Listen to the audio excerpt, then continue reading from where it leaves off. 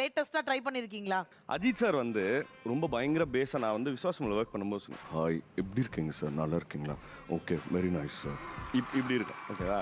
கொஞ்சம் பில்லா சமயத்துலலாம் இவ்வளோ பேஸ் இருக்காது. சரித்திரத்தை ஒரு நிமிஷம் கொஞ்சம் பாருங்க, அது நம்ம கற்றுக் கொடுக்கறது ஒன்று தான். நம்ம வாழணும்னா யார் வேணாலும் எத்தனை இருக்காது. வாலி சமயத்தில் வந்து அவருக்கு பேஸாக இருக்காது வாய்ஸ், ரொம்ப அது ரொம்ப க்யூட்டாக இருக்கும். உங்கள் புக்கில் டென்ஷன் வேணான்னு நான் எழுதி வைக்கலையே. உங்கள் மனசில் என்ன நினச்சிருக்கீங்க? பெரிய அழகினா ஓகே, உங்கள் மனசு உங்களை பற்றி என்னென்ன நினச்சிக்கங்க. என்னை பற்றி என்ன நினச்சிங்க? போகிற பொண்ணுட்டலாம் ஐ லவ் யூ லெவல்ஸ் ஒரு லோஃபர் நினச்சிங்களா?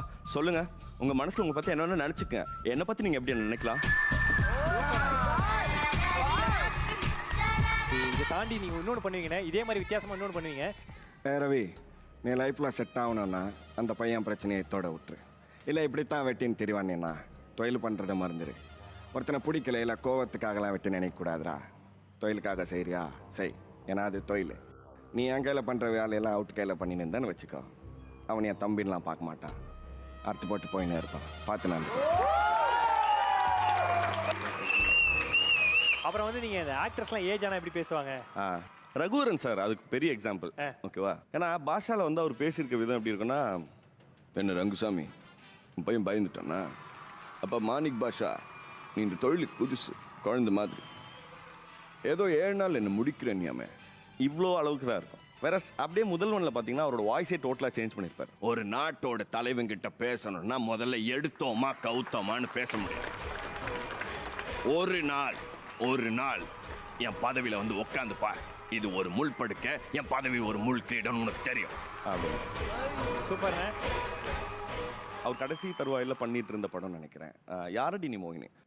உன்ன மாதிரி பசங்க எல்லாம் அப்பனுக்கு கொல்லி போட கூட லாய்க்கு இல்லடா. 10 காசு சம்பாதிச்சுட்டேன்னு தலைகீழ நடக்காத, கடைசி வரைக்கும் எனக்கு எந்த நாயும் சோறு போட வேண்டாம். சேதனாக்கு வந்து ரொம்ப எங்களுக்கு வந்து அவர் ரொம்ப பிடிக்கும். அதே மாதிரி தான் அவருக்கும் எங்களுக்கு ரொம்ப பிடிக்கும். அவர் ரொம்ப க்ளோஸ் குவார்ட்டர்ஸில் எங்கள் வீட்டில் இதிலெல்லாம் பேசும்போது இருக்குல்ல, அது வந்து பயங்கர க்யூட்டாக இருக்கும் அவர் பேசுது. இல்லைடா மணி என்ன ஷூட்டிங் பார்த்த சரியான காமெடி ஆகிப்போச்சுடா மணி.